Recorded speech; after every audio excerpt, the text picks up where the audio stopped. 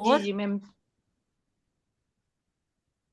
आज हमने स्टार्ट करना है अपना यूनिट नंबर जी 4, मैम। जो कि है नॉर्मल डिस्ट्रीब्यूशन। ठीक है, ये हमारे चैप्टर का नेम है, नॉर्मल डिस्ट्रीब्यूशन।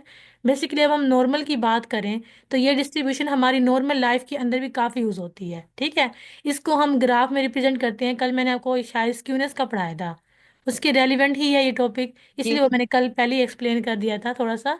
तो नॉर्मल डिस्ट्रीब्यूशन क्या होती है? एक कर्व है, ठीक है, एक बेल शेप कर्व है जो कि हमने कल डिस्कस की थी। हमारी लाइफ भी ऐसे ही है। नॉर्मल लाइफ में अगर हम देखें तो हमारी ज़िंदगी में भी ऐसे अप एंड डाउन्स आते रहते हैं। ठीक है, ये देखें, जैसे अब यहाँ पर मैंने को कल बताया था, ये हमारे पास होता है माइनस इन्फिनिटी और ये हमारे पास होता है पॉजिटिव इन्फिनिटी। ठीक है, तो हमारी लाइफ भी कभी ऐसे, कभी हमारी लाइफ में क्या आते हैं, नेगेटिव इम्पैक्ट्स भी आ जाते हैं, कभी हमारे पास पॉजिटिव इम्पैक्ट भी आ जाते हैं।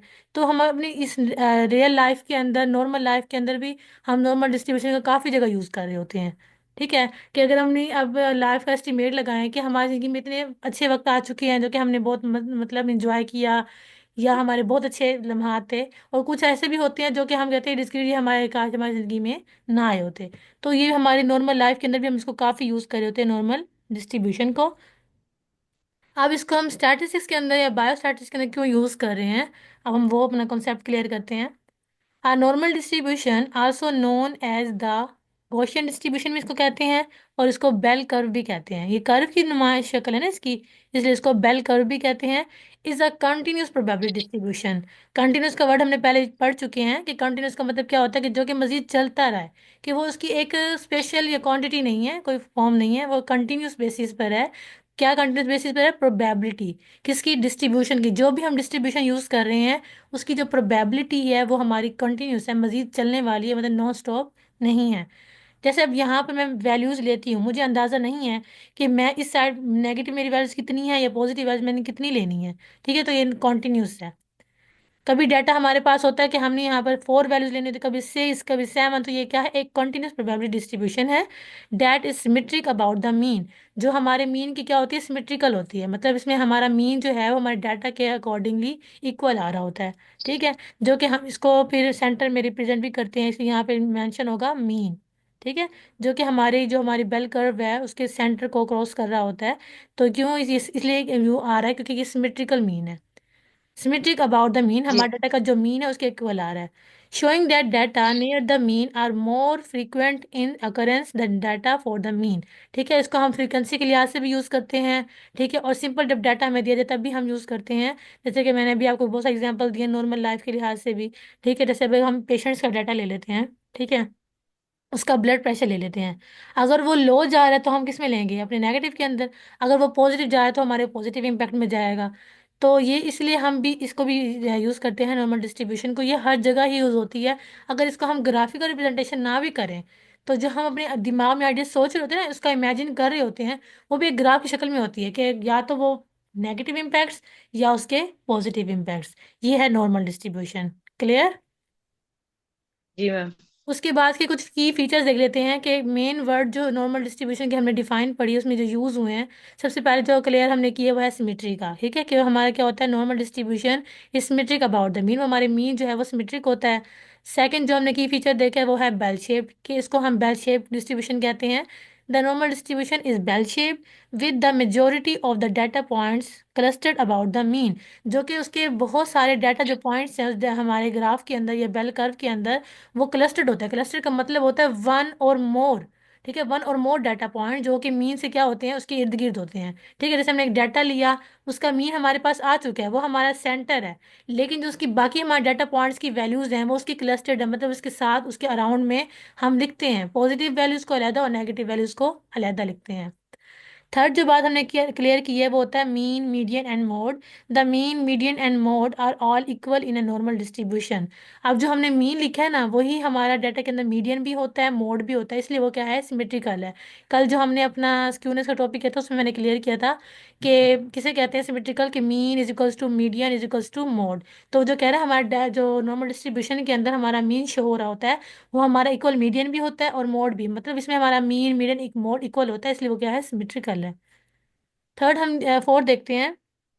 Standard deviation, the standard deviation is a measure of the spread of dispersion of the data. अब जो हम मीन के अराउंड जो भी डाटा पॉइंट्स ले रहे हैं उनकी डिस्पर्शन कितनी है, वो स्टैंडर्ड डेविएशन शो करवाता है। उसके बाद आते हैं, इसकी here is the probability density function, PDF इसका दिया हुआ है नॉर्मल डिस्ट्रीब्यूशन का। ठीक है, PDF means probability density function के नॉर्मल डिस्ट्रीब्यूशन का बेसिकली फंक्शन क्या है। तो इसका फंक्शन कुछ इस तरह हम लिखते हैं, F X is equals to 1/सिग्मा √2 pi E minus 1/2 x - mu over sigma whole का स्केयर। बस आपके जो मैंने सिलेबस के अंदर ऐड किया ना, वो आपने सिर्फ ये फार्मूला याद करना है, ठीक है। इसके अकॉर्डिंग मैंने कोई क्वेश्चन वगैरह नहीं किया, तो आप इसमें इसको बस फार्मूला याद करना है आपने, कि आपको पता होना चाहिए कि नॉर्मल डिस्ट्रीब्यूशन का पीडीएफ क्या है, क्योंकि अक्सर ये आ जाता है, मैम मुश्किल लग क्वेश्चन भी रहा है आ सकता फार्मूला। है। जी। मुश्किल फार्मूला मुश्किल लग रहा है, ये तो याद करना ही मुझे। हाँ जी, एक फॉर्मूला ही है, ठीक है। अगर आप इसको समझें देखें, इसमें हमारे पास एक्स का भी हमें पता है कि वो कोई भी रैंडम वेरिएबल हो सकता है, ठीक है। म्यू हमारा मीन है, सिग्मा हमारा स्टैंडर्ड डेविएशन है, ई जो हमारे पास है वो base of the natural logarithm, natural log तो लेना आता है ना हम सबको। तो अप्रोक्सीमेटली किसके इक्वल होता है, 2.718।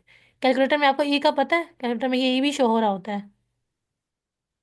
तो जब ई को प्रेस करते हैं तो यही वैल्यू आती है 2.718, जिसको हम नेचुरल लॉगरिथम भी कहते हैं। उसके अलावा पाई का भी आपको पता है, ठीक है।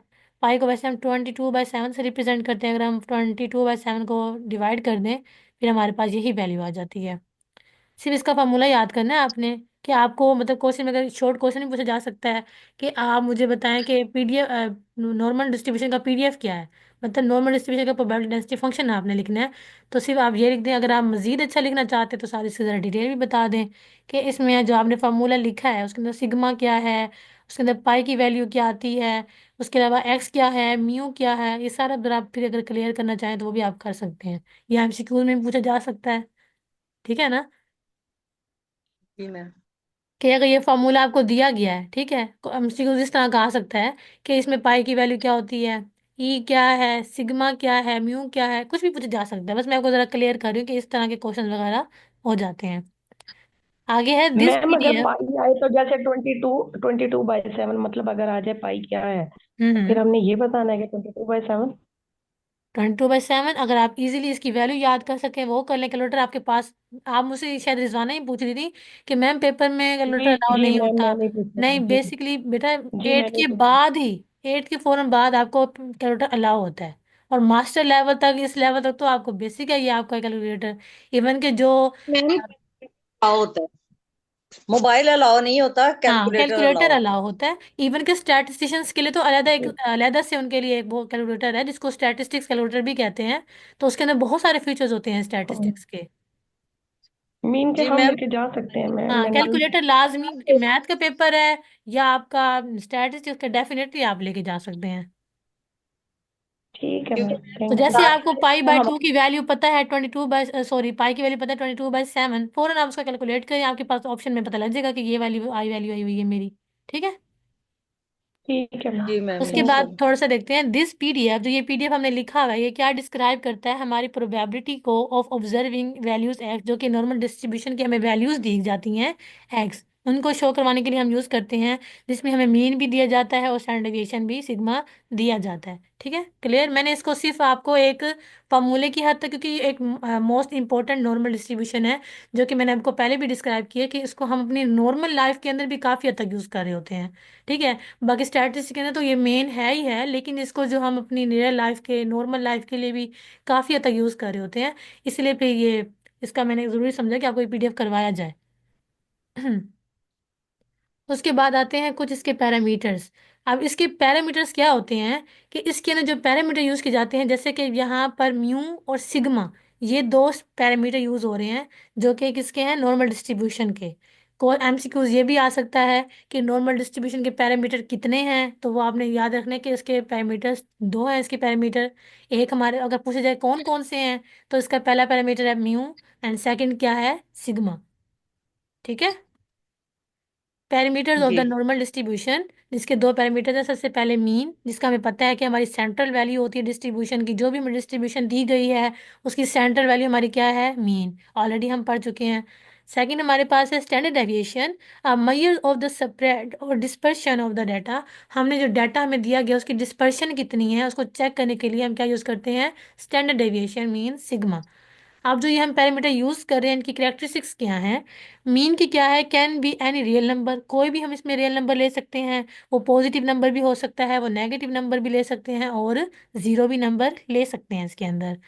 सेकंड हमारे पास है स्टैंडर्ड डेविएशन, उसके अंदर ऑलवेज पॉजिटिव, मतलब नेगेटिव वैल्यूज का चांस नहीं है, ठीक है, as it represent a distance. अब मैं आपको एक बात बताती हूँ, जब हम स्टैंडर्ड डेविएशन का क्वेश्चन कर रहे थे, आप मुझसे कोई पूछा था ना कि मैम ये यहाँ पर 5 - 16 है, तो वो जवाब क्या आएगा, नेगेटिव में आएगा। तो यहाँ पे हम देख सकते हैं कि इसकी कैरेक्टरिस्टिक्स में लिखा हुआ है कि स्टैंडर्ड डेविएशन जो है वो हमारा क्या होता है, ऑलवेज पॉजिटिव होता है, ठीक है। अगर वो नहीं है हो रहा तो आप पहले बड़ी वैल्यू लिख लें फिर छोटी लिख लें, लेकिन आपका जवाब जो है वो किस में आना चाहिए, पॉजिटिव के अंदर आना चाहिए। तो जो हमारा जो स्टैंडर्ड डेविएशन है तो वो हमेशा क्या होता है, ऑलवेज पॉजिटिव, और has it represent a distance, क्योंकि वो डिस्टेंस को शो कर रहा होता है तो वो हमेशा पॉजिटिव में आना चाहिए।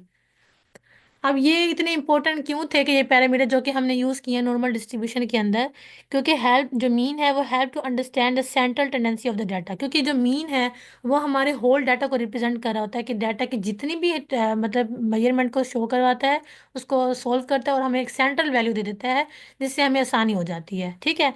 उसके बाद है standard deviation, helps to understand the spread of the dispersion of the data, क्योंकि हमारे डाटा के अंदर डाटा को समझने के लिए और डाटा में जितना भी डिस्पर्शन आ रहा है मतलब स्प्रेडनेस आ रही है उसको शो करवाने के लिए हम स्टैंडर्ड डेविएशन का यूज़ करते हैं। इसलिए ये हमारे पास क्या है, काफ़ी इंपॉर्टेंट फीचर है, पैरामीटर है, जिसके लिए हम इसको नॉर्मल डिस्ट्रीब्यूशन के अंदर यूज़ कर रहे हैं, ठीक है। क्लियर है यहाँ तक पैरामीटर्स इसके? जी मैम। आप फार्मूला कुछ समझ आया है रिजवाना आपको? जी मैम, आ गया। हाँ जी। इसको बहुत इजी थोड़ा सा अगर याद करना चाहें, अगर इसको 3 से बार आप दे के पढ़ें उसके बाद जुबानी पढ़ें तो मुझे लगता है ये याद हो जाता है इजीली ना। 1/सिग्मा अंडर जी रूट 2 पाई E - 1/2 जी। x माइनस में ओवर सिग्मा टक स्केयर। क्लियर? अच्छा मैम, ये जो एक्स माइनस म्यू, ये जो स्क्वायर है, हम्म। तो मैम ये फार्मूले की हद तक ही है ना? आपने कहा कि इसकी कुछ भी आप वो नहीं नहीं देंगी, बिल्कुल डाटा नहीं, नहीं हाँ जी देंगी। ऐसे ही है। अच्छा, अगर हम यूज थैंक करते भी यू। हैं ना इसको आगे, जैसे मैं अब इसकी आपको मैंने नॉर्मल डिस्ट्रीब्यूशन का जो फर्स्ट टॉपिक हम करेंगे इंशाल्लाह कल, वो हमारा है स्टैंडर्ड नॉर्मल डिस्ट्रीब्यूशन, कि नॉर्मल डिस्ट्रीब्यूशन की ऐसी कौन सी टाइप है जिसको हम ज़्यादा यूज़ करते हैं, वो हमारे पास होती है स्टैंडर्ड। स्टैंडर्ड का दूसरा मतलब क्या होता है, इम्पोर्टेंट, या जो बेसिकली ज़्यादा यू नीड में है, ज़रूरत में है, उसको हम यूज़ करें, नेसेसिटी जो है वो क्या है हमारे पास, हम्म। स्टैंडर्ड। तो स्टैंडर्ड नॉर्मल डिस्ट्रीब्यूशन का जो फार्मूला स्टैंडर्ड। है ना वो बहुत ईजी है, मैम क्योंकि इसके बेसिकली अंदर ना, स्टैंडर्ड का लफ्ज ही इस तरह यूज होता है, हाँ जी, क्योंकि उसका एक स्टैंडर्ड। स्टैंडर्ड है इसलिए बिल्कुल ऐसे ही है। नॉर्मल डिस्ट्रीब्यूशन के अंदर उसका कोई स्टैंडर्ड है इसलिए हम इसको यूज कर रहे हैं। तो उसके अंदर जो फार्मूला है ना वो बहुत इजी है। वो किस तरह बना है, वो इसी को खोल के ना, इसी की डेविएशन करने के बाद, आपके इस लेवल में तो इंक्लूड नहीं है, तो इसकी है जो हम हाई लेवल पे करते हैं ना, जैसे मैंने बीएस में स्टैटिस्टिक्स की है, ठीक है, तो मैंने ज़रा इसको ब्रीफली एक्सप्लेन किया, मुझे ये फार्मूला खोलना कि क्या नाम है, इसको किस तरह मीन मीडियन में कन्वर्ट करना है, इसको किस तरह डेविएशन इसकी बनानी है, उसके बाद एक स्टैंडर्ड नॉर्मल डिस्ट्रीब्यूशन बनती है। क्लियर? लेकिन मैं आपको सिर्फ एक डायरेक्ट स्टैंडर्ड नॉर्मल डिस्ट्रीब्यूशन बताऊंगी ठीक कि किस तरह करनी है, ठीक है। जी मैम ठीक ठीक। वरना जो ठीक। हाई थैंक लेवल यू पे मैम। करवाया जाता है ना वो इसकी पूरी डेविएशन करवाई जाती है, इसी से मिलकर हम स्टैंडर्ड नॉर्मल डिस्ट्रीब्यूशन बनाते हैं। ओके, जी मैम। पैरामीटर्स हमने डिस्कस कर लिए हैं। इसमें ये इंपॉर्टेंट मैं आपको बता रही हूँ कि नॉर्मल डिस्ट्रीब्यूशन का ना बहुत इंपॉर्टेंट टॉपिक है ये, बहुत ज़्यादा, ठीक है। बेसिकली मैं अगर इसको क्वेश्चन इसकी नहीं भी करवा रही ना, इसकी प्रॉपर्टीज, इसके पैरामीटर्स, इसका डेंसिटी फंक्शन मोस्ट इंपॉर्टेंट, ठीक है। उसके अलावा हमने पैरामीटर्स देखे हैं, आगे चलते हैं कुछ एप्लीकेशंस देख लेते हैं नॉर्मल डिस्ट्रीब्यूशन की बायोस्टैटिस्टिक्स के अंदर। सबसे पहले जो है हमारे पास आती है data transformation. Normal distribution is use to transform non normal data into normal distribution, making it easier to analyse and interpret. ठीक है, नॉर्मल डिस्ट्रीब्यूशन हम क्यों यूज़ करते हैं डाटा ट्रांसफॉर्मेशन के लिए, हमें कोई भी डाटा दिया गया है, कोई भी वो मीन नॉन नॉर्मल डाटा है, जैसे मर्जी डाटा है, उसको एक नॉर्मल डिस्ट्रीब्यूशन में कन्वर्ट कर दिया जाता है ताकि उसको ईजिली हम क्या करें, एनालाइज कर सकें और उसकी इंटरप्रिटेशन कर सकें। सेकंड हमारे पास मेडिकल रिसर्च के अंदर हम क्यों यूज़ करते हैं। Normal distribution is used in medical research to analyse and interpret data from clinical trials. मतलब क्लिनिकल ट्रायल से जो डाटा लिया गया है उसको इजीली एनालाइज और इंटरप्रेट करने के लिए उसके लिए हम यूज़ करते हैं। सच एज ब्लड प्रेशर, जैसे मैंने आपको पहले एग्जांपल दी है एक ब्लड प्रेशर की, कि जैसे ब्लड प्रेशर लो है तो उसको वो नेगेटिव साइड पे जाएगा, अगर वो डाटा हमारा पॉजिटिव साइड पे तो पॉजिटिव साइड पे जाएगा। ठीक है। Cholesterol levels and treatment outcome, ये तमाम मेडिकल रिसर्च के अंदर हम यूज़ करते हैं ताकि इजीली डाटा को एनालाइज किया जा सके और इंटरप्रेट किया जा सके। उसके बाद आता है एपिडेमियोलॉजी नॉर्मल।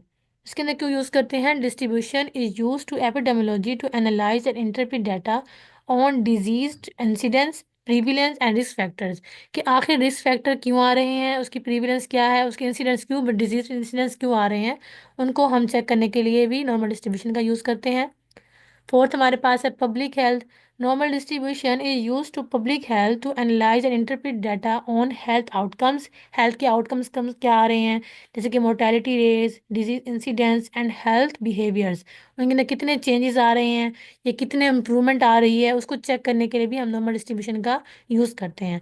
जैसे अगर मैं चेक करना चाहती हूँ कि इसके अंदर क्या वाकई इंसिडेंट्स आ रहे हैं कि जिसकी वजह से ये है पब्लिक जो हेल्थ, ये हेल्थ जो हमारी है वो डैमेज हो रही है, और कौन से ऐसे फैक्टर ऐसे हैं जिनको हम अप्लाई कर रहे हैं तो हमारी हेल्थ जो है वो बेटर हो रही है, तो बेसिकली हम कंपैरिजन कर रहे हैं, तो इसके लिए भी हम नॉर्मल डिस्ट्रीब्यूशन का यूज़ करते हैं। फिफ्थ हमारे पास है clinical trials. Normal distribution is use to clinical trials to analyse and interpret data on treatment outcome such as effective efficacy and safety. ठीक है। ट्रीटमेंट्स के आउटकम्स को किस तरह इम्प्रूव करना है, किस तरह एनालाइज करना है और किस तरह इंटरप्रेट करना है, तो हमने उसके के लिए भी हम नॉर्मल डिस्ट्रीब्यूशन का यूज़ करते हैं। बेसिकली स्ट्रेटजी है ये कि डाटा को आपने कहीं से कलेक्ट करना है, कोई भी किस्म का वो डाटा हो सकता है, उसको आपने एनालाइज करना है, उसके आपने वर्क करना है, फिर उसके बाद उसके रिजल्ट ड्रा करने हैं, एंड भी अपना आपने कंक्लूजन दे देना है कि इस डाटा के ये बेनिफिट्स थे, ये डिसबेनिफिट्स थे, इसलिए क्यों यूज़ किया जाता है। ये सारा काम स्टैटिस्टिक्स का होता है, तो हम पूरी स्ट्रैटेजी यही पढ़ते आ रहे हैं, हर वक्त हम यही वर्ड यूज़ कर रहे होते हैं कि डाटा को एनालाइज, इंटरप्रेट, डाटा को कलेक्ट, डाटा को अरेंज, बस यही चीज़ें हैं। बस ज़रा आगे आगे चीज़ें डिस्क्राइब साल की जाती हैं। मिलती हैं आपस में ना। जी काफी मिलती है, मैं मैम जी इसी तो आज ये इजी वर्डिंग मैंने लिखी हुई है ताकि हर चीज में ना एक कंपैरिजन आ जाए, याद जब आप करें ना तो आपको क्लियर हो जाए कि हाँ बात वो एक ही है, लेकिन किस पॉइंट ऑफ व्यू से हाँ दूसरे से जी डिफरेंट है, वो क्या बात है। सही है। बेसिकली स्टैटिस्टिक्स का काम यही है।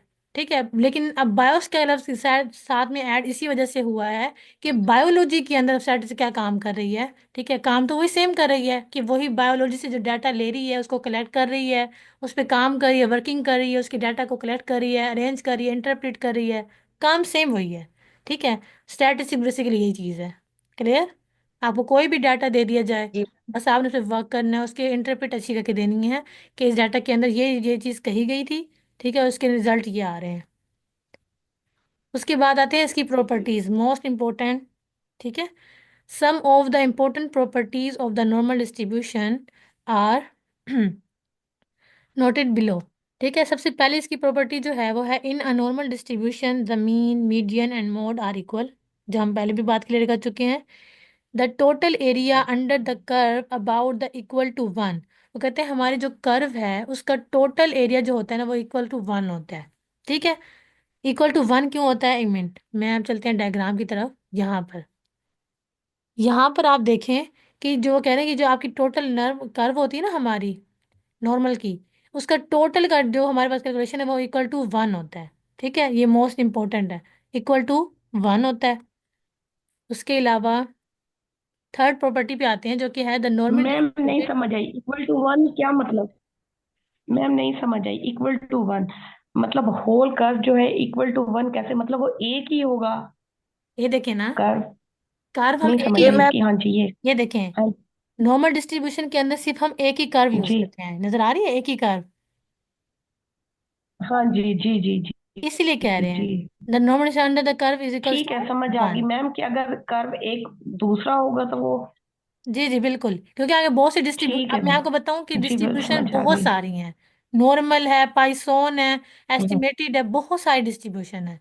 स्टैटिस्टिक्स के अंदर बहुत सारे डिस्ट्रीब्यूशन हम यूज करते हैं, लेकिन ये मोस्ट इंपॉर्टेंट है। और आई थिंक मुझे लगता है कि आगे जो हम अपने फाइनल के सिलेबस तक चलेंगे तो इंशाल्लाह ये टॉपिक्स भी आएंगे, कि पाइथन डिस्ट्रीब्यूशन क्या है, ज्योमेट्रिक डिस्ट्रीब्यूशन क्या है, बहुत सारी डिस्ट्रीब्यूशन है स्टैटिस्टिक्स के अंदर। कम से कम ज़्यादा से ज़्यादा जो मैंने अपनी 4 इयर्स के सिलेबस में पढ़ी हैं वो थी 8 मैंने रीड की हैं। यहाँ से आप अंदाज़ा लगाएं कितनी सारी हैं। ठीक है, तो इसका जो एरिया अंडर द कर्व है वो इक्वल टू 1 है। क्लियर? जी मैम। उसके बाद आते हैं the normal distributed curve should be symmetric at the centre. मैंने आपको पहले ही बताया कि उसका सेंटर जो है जिसको हमने मीन हाईलाइट किया है वो क्या होता है, हमेशा सिमेट्रिकल होता है। There should be exactly half of the values are to the right और are to the left of the centre. इससे क्या मुराद है कि मीन जो हमारा है वो क्या होता है, सेंटर होता है, और डाटा की हाफ वैल्यूज उधर लाई करी होती हैं और हाफ वैल्यूज इधर लाई करी होती हैं। आप कोई मुझे बताएगा ये हाफ वैल्यूज इधर लाई क्यों कर रही हैं और हाफ इधर क्यों कर रही हैं? बताएगा कोई मुझे? भी आपने बताया मैम था ये ना हाफ इसलिए कि नेगेटिव क्योंकि होंगे। आपने स्टैंडर्ड स्टैंडर्ड डेविएशन कहा है। स्टैंडर्ड का मतलब है कि मतलब इक्वल, हाफ उधर और हाफ इधर। नहीं, मैं बताती हूँ। क्योंकि हमने अभी कहा था कि मीन, मीडियन, मोड हमारी डाटा की सेंट्रल वैल्यूज फाइंड हाँ करती हैं। सेम होगा। तो जाहिर जी बात है डाटा अगर हमें जी 7 वैल्यूज का दिया गया है, हम सेंट्रल वैल्यू बीच में से निकाल रहे हैं सेम अपना मतलब 4 वाली, तो आगे से भी 3 रह गई हैं और नीचे से भी 3 रह गई, सॉरी ऊपर से भी 3 और नीचे से भी 3 रह गई हैं। क्लियर? इसलिए हाफ वैल्यूज डाटा की इस साइड पर होंगी और हाफ वैल्यू मीन के दूसरी साइड पर। क्लियर? जी मैम। ये बात की गई है। उसके बाद आते हैं फोर्थ की है ना, आई थिंक, हाँ fifth. The normal distribution should be defined by the mean and standard deviation. अभी बात हमने वही की, इसके पैरामीटर की बात की जा रही है कि नॉर्मल डिस्ट्रीब्यूशन के जब हम डिफाइन करते हैं उसके अंदर हम दो पैरामीटर यूज़ करते हैं, जो कि हमारा पहला है मीन एंड सेकंड क्या है, स्टैंडर्ड डेविएशन।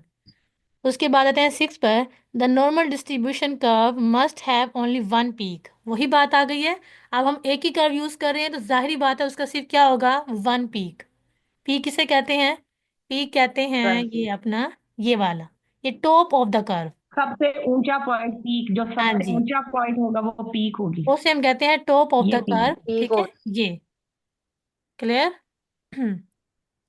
तो वो क्या कह रहे हैं, नॉर्मल डिस्ट्रीब्यूशन का must have only one peak. ठीक है, मतलब यूनी मॉडल है।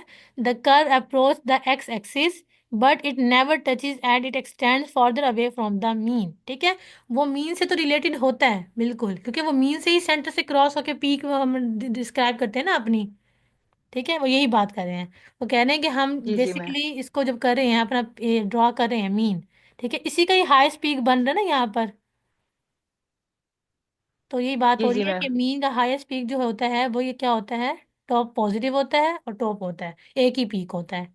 यहाँ तक क्लियर है प्रॉपर्टीज? जी मैम। वैसे इसकी भी प्रॉपर्टीज बहुत सारी है, लेकिन मैंने यहाँ पे 6 ऐड की हैं ताकि इजीली आपको याद हो जाए, और वही यूज़ की हैं जो कि हम डिफाइन में भी पढ़ चुके हैं, उसके पैरामीटर्स के अंदर भी हम पढ़ चुके हैं, सारी मैंने बस वही ऐड की हैं। क्लियर? जी वैसे ही मत क्या करें, जिसने बात करनी है ना वो बोल लिया कर, फिर इस तरह मैं आपको रिस्पॉन्स कर भी नहीं पाती। शुमाइला आमिर। यहाँ तक क्लियर हो गया जी सबको? मैम थैंक्स, हो गई है। ये आज का हमारा टॉपिक था जी नॉर्मल मैम हो गया। डिस्ट्रीब्यूशन का। कल इंशाल्लाह हम अपना स्टैंडर्ड नॉर्मल डिस्ट्रीब्यूशन करेंगे, और कल के ही लेक्चर में इंशाल्लाह आपको बता दूंगी कि आपका, मेरी तरफ से आपकी 3 असाइनमेंट्स हैं। एक मैंने प्रैक्टिस क्वेश्चन दिया था आपको। क्लियर? वो प्रैक्टिस क्वेश्चन आपको जी मैंने इसलिए कहा था कि आप मुझे ग्रुप में जी भेज दें ताकि मैं वो चेक कर लूंगी। ठीक है, जिसने मुझे सेंड किया है, आई थिंक मैंने इतना, मेरा टफ रूटीन था ना काफ़ी दिनों से, तो मैं चेक नहीं कर पाई। तो मैं इंशाल्लाह आज रात को बैठ के मैं लाजमी उसको कर दूंगी बाइंड अप, और नंबर वगैरह भी मार्क कर लूंगी। तो बाकी हमारे दो होने हैं क्विज। ठीक है, वो हम बेसिक हाफ हाफ डिवाइड कर लें आप कहें तो, या एक एक चैप्टर का देना है, जिस तरह मर्जी कह लें, लेकिन दो क्विज जो मैंने सबमिट करवाने हैं वो मैं दो लूंगी। क्लियर? ठीक है। मैम जी चैप्टर के हिसाब से देख लें, हाँ, ताकि यानी जो आप यूनिट के इजीली हिसाब याद भी से। कर सकें, इजीली आप दे भी सकें, ताकि आपको साफ पेपर की तैयारी होती रहेगी, बाद में पे बर्डन नहीं होगा। वो वो हम है लेक्चर यूनिट के थ्री। अंदर ही तैयारी वो करेंगे, है लेक्चर के अंदर ही आप दे देंगे मुझे। मैम जी जो मैम ये यूनिट थ्री बताएंगे, कल का लेक्चर की है। है दो कल के दफा लेक्चर। ले लें। एक एक करके बात करें, मुझे समझ नहीं आई। चलो रिजवाना पहले बोलो। मैम जी मैं ये कह रही थी यूनिट थ्री मैम जो मैंने है ये ना ये पूछना था, ये जो काफी। कल। चलो बोलो रिजवाना बेटे बोलो। नहीं नहीं, मैंने कहा आप बात कंप्लीट कर लेना, मेरी तो छोटी सी बात थी। मैंने ये अच्छा मैं, पूछना था हाँ कि मैं जो ये, कल आप लेक्चर लेंगी वो फोर्थ यूनिट का ही पार्ट होगा, हाँ या जी, हाँ फोर्थ जी, यूनिट अब बिल्कुल। कंप्लीट है? जो हमने स्टैंडर्ड की बात की थी ना, स्टैंडर्ड नॉर्मल डिस्ट्रीब्यूशन, कल हम उसको डिस्कस करेंगे बेसिकली।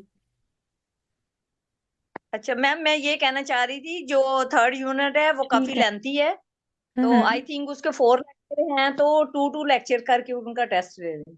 चलिए ठीक है, जैसे आप कहेंगे ना फिर वैसे ही ले लेंगे, ताकि आप इजीली बस याद कर वो, सकें। हाँ मैम वो ये है कि कुछ ये जिन लोगों ने नहीं भी लेक्चर लिया बेसिकली ना वो मेरा बच्चे का पढ़ाने का याद। तरीका ही ऐसा है कि मैं कहती हूँ मैं ऐसा पढ़ाऊँ कि एक तो वो इजी वर्डिंग हो, सुनने वाले को समझ आ जाए और वो अच्छी जी तरह मैम। से याद कर ले। दूसरा मेरी कोशिश ये होती है कि इतना अच्छा याद करवाऊँ ताकि वो मुझे याद रखे कि अगर हमने ये सब्जेक्ट पढ़ा है ना, तो हमें वो चीज़ें याद है बेसिकली, हमें वो हर चीज़ क्लियर है। क्लियर।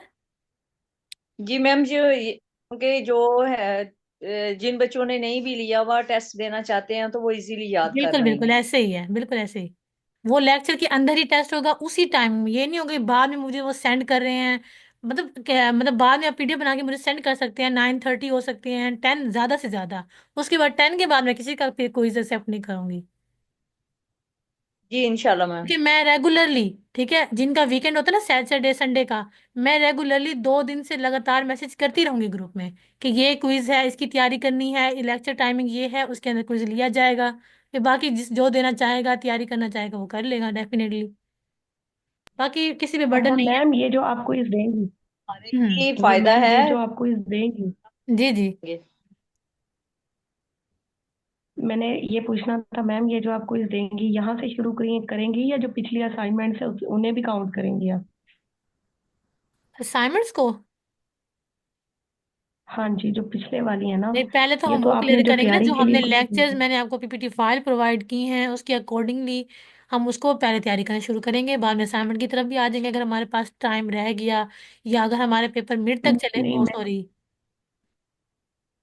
मैम, मैं सिर्फ ये क्लियर करना चाह रही थी कि जैसे आप कह रही हैं ना कि तैयारी के लिए, तो ये हम्म। जो आप क्विज देंगी ना, क्योंकि मैंने असाइनमेंट जमा नहीं कराई हुई मैम, हमारे ना दरअसल कमिश्नर का राउंड था, तो 1 डेढ़ हफ्ता हो गया, हम लोग बहुत बिजी हैं हॉस्पिटल में ना।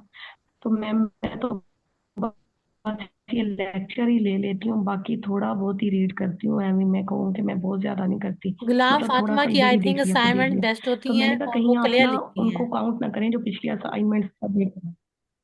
मैम मैं असल में आज इस पे बैठी हुई हूँ, मेरे जी मैम, माशाल्लाह। लैपटॉप होता है, मैं लेक्चर भी कोशिश करती हूँ साथ ही हो, तो मैम ये पूछना था, आप जो हमारे टेस्ट लेना शुरू करेंगे यूनिट 1 से करेंगे ना? हाँ जी इंशाल्लाह। जी जी। फिर मैं इंशाल्लाह कल से वो याद करने शुरू करूँ, तो भाई वैसे मैंने किए हुआ है इंशाल्लाह। अब अच्छा ये भी नहीं है कि आपने बिल्कुल मेरी वर्डिंग करनी है, नो। आपको कहीं और से इजी मिल रहा है आप वो ले लें। नेट आपके पास अवेलेबल है, हर किसी के पास ही होता है। तो आप इजीली, अगर वहां से आपको इजी लग रहा है, आपको कहीं बुक से इजी लग रहा है, जरूरी ये बेनिफिशियल नहीं होगा कि आपने मेरी ही पीपीटी फाइल से याद करना है या इधर से मैंने चेक करना है, नहीं बिल्कुल नहीं। कॉन्सेप्ट मेरे क्लियर है, मैं मुझे पढ़ते ही पता लग जाएगा कि इसने कहाँ से लिखा है, बिल्कुल सही वर्डिंग है, मैंने बस टिक कर देना है। मैम जी मैंने, मैम मेरे पास नागी की बुक पड़ी हुई है, अदरवाइज 2 3 बुक पड़ी हुई है क्योंकि मैं ऑलरेडी यूनि से हूँ, तो हम्म। लेकिन आपकी सबसे इजी है। अच्छा, फिर तो अच्छी बात है, फिर तो सबको यहीं से तो करना चाहिए। बायोस्टैट, जी जो बड़े वाली बुक है वो भी मैंने, यानी उसे भी टच